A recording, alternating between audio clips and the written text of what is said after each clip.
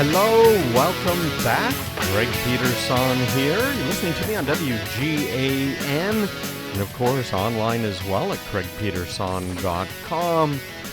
We're going to get into these electric vehicles right now, and I can remember when they first came out and, rumors and things, and I was very involved with emergency services back then. And what I thought was just fascinating when we started delving into some of this stuff was that, wait a minute, we've got a lot of batteries in the car, which means we have a whole lot of potential electricity sitting there, right? And then we have to route that power to the electric motors that are either one on every wheel, or maybe there's a central motor with some form of a transmission that takes it out to all of the other wheels. That is a true hazard to first responders, because we would get on the scene. Many times we'd have to cut people out of a vehicle, which is obviously a bit of a problem if you're cutting into the vehicle and there is a power cord there. And then, of course, cars in an accident, sometimes they will kind of break apart, and then you have exposed wires that could cause electric shocks and burns to the occupants of the vehicles. It was very, very concerning. And so a lot of the electric vehicle manufacturers came out with guides that they would give to our emergency medical responders, to police departments, fire departments, the people who are likely to kind of be first-ish on the scene. And we would have to know, okay, wait a minute now, this is this manufacturer, that model, so we have to worry about the power being right over here. And if I want to disconnect it for this particular car, we're going to have to disconnect it there. Because the time was, the batteries were always under the hood of the car in a pretty specific place, either the right or the left, or you could just pop the hood and then cut the wires. One of the very first things you do on this scene. You just pop the hood, cut the wires on the battery. Ta-da, guess what? You're not going to get a shock because the battery's completely disconnected. And now in some cars, like you looked at some of the BMWs where they were trying to do an even weight distribution, they would have the battery under the back seat or sometimes in the trunk. But we knew which cars were which because there just weren't that many of them out there that you had to worry about. Audi, lots of different things. It started getting very confusing. And then now you've got all these electric cars with different types of batteries and different ways to route the power. Well, now we have all kinds of these cars out there, including Tesla. And what Tesla is doing for their battery power is basically they're using laptop batteries. They're using lithium-ion batteries, which are phenomenal batteries. They don't get the memory that all of the previous generations used to get. In fact, did you see the guy that invented lithium-ion batteries?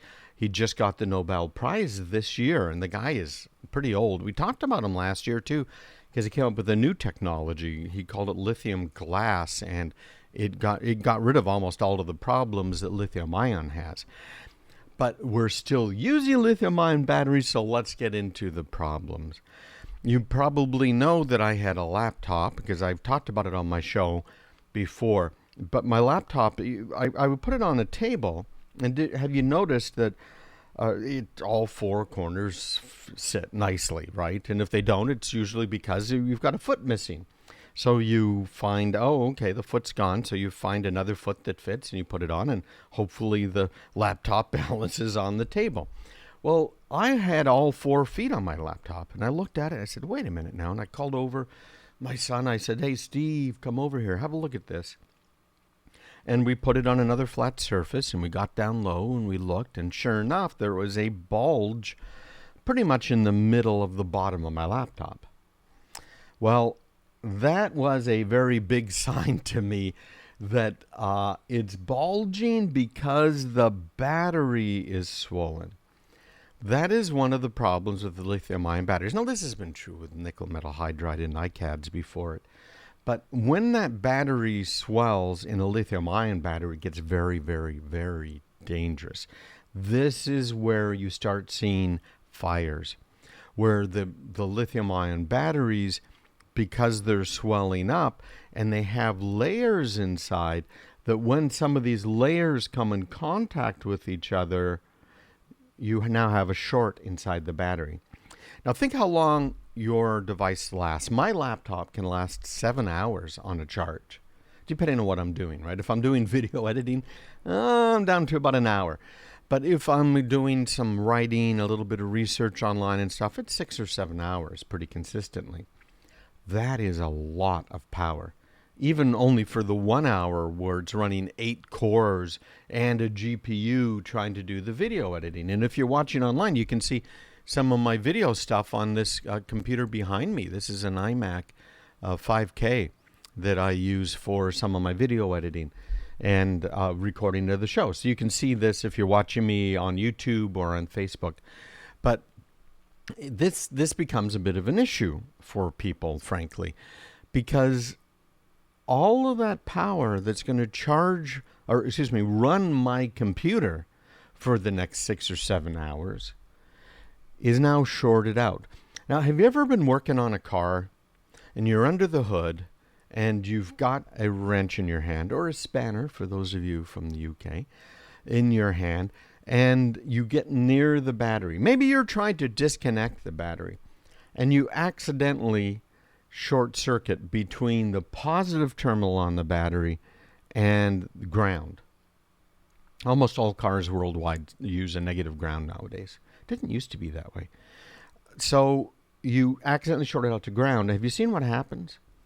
It goes zap. There's sparks flying everywhere, and there's now a chunk missing out of your wrench, right? Maybe not a huge chunk, depends on the battery. But you have melted that part of the wrench. That is a lot of power that's in there. Well, it's a different amount of power in one of these lithium-ion batteries that we have, but it is still a lot of power. And so when it shorts out, it starts fires. Now, we've seen that with Samsung phones have been famous for that, certain models of their phones. And that wasn't really the model of the phone that was as much of a problem as the manufacturer of the battery. Sometimes it is the model of the phone because it's putting pressure on the battery in spots it shouldn't put the pressure on. Again, if you're watching on video, you can see me doing this. What happens if you put pressure on the wrong part of the battery? It'll short out again. Okay, so there are real potential problems here. So I knew that my laptop, because that battery was swollen, that I could have serious problems. I could have a fire in my laptop. Now, I took it back to the manufacturer, which was Apple, because, of course, that's who I use mostly. And actually, it wasn't really even made by Apple. It was made by a contractor, right? And they replaced it entirely, and they fixed the swelling and everything. And then they eventually ended up recalling all of those laptops. And it was a 15-inch MacBook Pro from, when was it? I think it was a 2017 model. And that I think was a good thing, because they thought, well, they've seen a few of these. And you've seen pictures of these phones on people's nightstands. So you have your phone, and your phone is, of course, a device running off a battery, and most likely a lithium-ion battery. So that lithium-ion battery is there in the phone, and if it starts to fail, usually the phone will swell. So if you have any devices that are starting to swell, any battery-powered devices starting to swell, it's time to get very concerned and take it back to the place you bought it from, or take it back to the manufacturer. Because when it swells, it can easily start a very smoky, nasty fire. And we've all probably seen videos of this happening in airplanes. So when we get back, we're going to talk about this poor man who died, this 48-year-old, and news that came out of California just this week about his Tesla and the batteries. You're listening, of course, to Craig Peterson right here on WGAN, and also online, craigpeterson.com. Stick around, because we'll be right back.